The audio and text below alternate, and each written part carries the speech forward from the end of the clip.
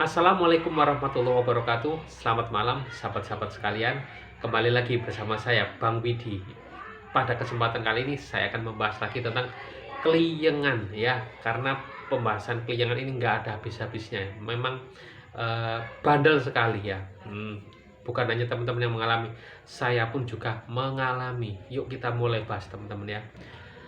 Teman-teman, yang pertama harus bisa membedakan antara mana itu keliengan, mana itu vertigo ya. Kalau vertigo itu adalah sensasi berputar ya, sampai-sampai ruangan di sekeliling kita ini seakan muter ya, nggak karu-karuan ya, sampai badan ini kayak diputer gitu ya, kayak kita waktu bermain waktu kecil itu teman-teman ya. Seringkali kan kita diputar-putar sama teman-teman ya, kemudian dilepas ya, atau setelah bermain pegangan tangan berputar-putar-putar habis itu dilepas, rasanya seperti itu. Udah, pokoknya kalau vertigo itu banyak jatuhnya gitu ya, jadi berputar, sudah hilang sekali, sama sekali hilang keseimbangan itu. Dan ditambah juga rasa mual ya, pusing, mual, muntah juga itu. Tetapi keliengan tidak seperti itu ya, kita tetap sadar. Bahkan buat ngobrol pun masih bisa, buat WA pun masih bisa, buat angkat telepon juga bisa, buat makan masih bisa. Bahkan ya teman-teman, kalau masih ringan ya, buat naik motor pun itu masih bisa teman-teman. Keliangan itu seperti itu ya. Hanya saja kalau keliangan datang ya jangan naik motor, itu berbahaya. Kalau apalagi kalau jalannya rame ya, minggir dulu, istirahat dulu, minum dulu, minta tolong ya. Jadi teman-teman harus bisa membedakan mana itu vertigo, mana itu keliengan. Takutnya teman itu hanya keliengan biasa karena efek dari lambung, tetapi teman-teman ini beli sendiri obat-obatan untuk vertigo. Saya sering kali ini ya, menjumpai orang yang masih belum paham bahwasanya keliengan dan vertigo ini dua hal yang jauh berbeda. Ya, kalau keliengan itu dia dipicu dari lambung ya.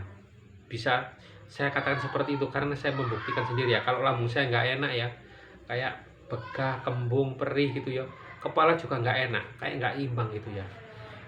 Nah itu bertahan kalau nggak diredakan ya, kalau nggak dibereskan ya. Dibereskan dengan apa? Ya terpaksa kita pakai obat ya, pakai antasida atau pakai lanso gitu ya. Itu yang saya sedia dua itu teman-teman. Atau banyak gas, itu juga keliengan ya. Jadi kalau sudah seperti itu bereskan lambungnya. Tetapi kalau vertigo itu ada obatnya sendiri teman-teman ya. Ya kayak nggak saya sebutkan lah, saya tahu banyak ya obat-obat vertigo itu. Karena apa? Saya dulu pernah salah ya, pernah salah membeli obat-obat untuk vertigo untuk keliengan saya gitu. Ternyata nggak sukses sih, nggak sukses. Bukan dari situ. Kalau vertigo itu ya memang dari saraf ya, atau dari organ keseimbangan yang ada di telinga kita gitu ya. Ada yang gangguan di telinga, intinya gangguan keseimbangnya di sini itu teman. Kalau keliengan enggak. Kalau teman-teman itu merasa keliengan itu hanya di jam-jam tertentu atau nggak setiap hari, yakinlah bahwa itu bukan awal dari vertigo, yakin saja ya. Nah, saya dulu pernah seperti itu, merasa wah saya ini vertigo karena gak lama ya, bukan.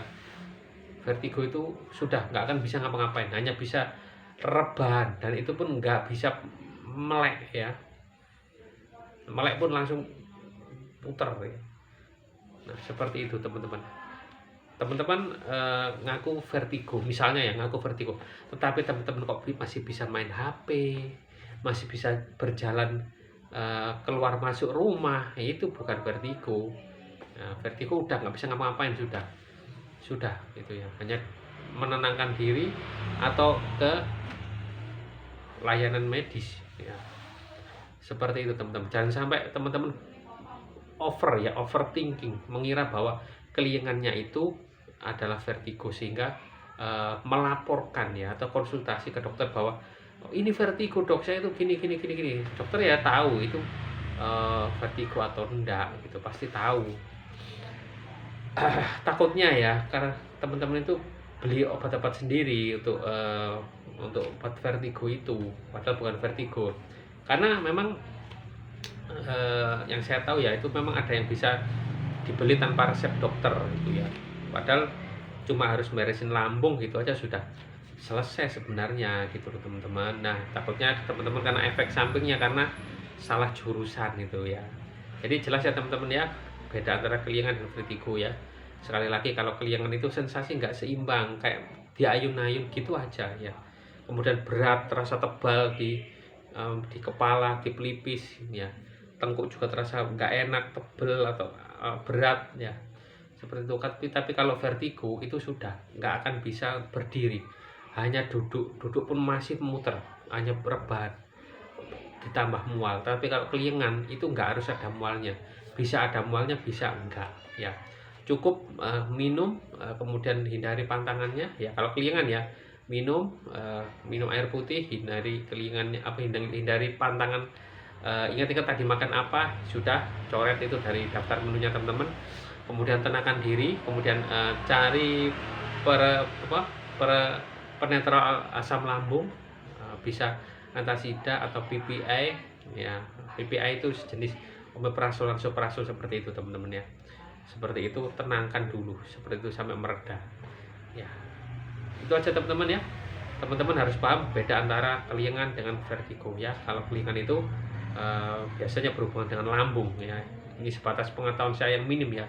Nah ini kalau lambung enak, ini juga enak ya, kepala juga enak, enteng ya.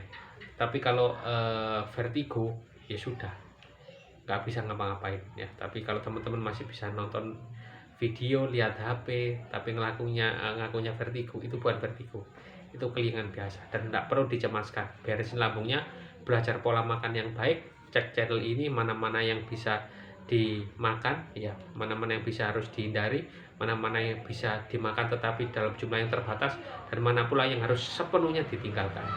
Cek di channel ini ada banyak ya. Itu aja teman-teman, semoga bermanfaat informasi ini. Wassalamualaikum warahmatullahi wabarakatuh. Salam sehat jiwa dan raga.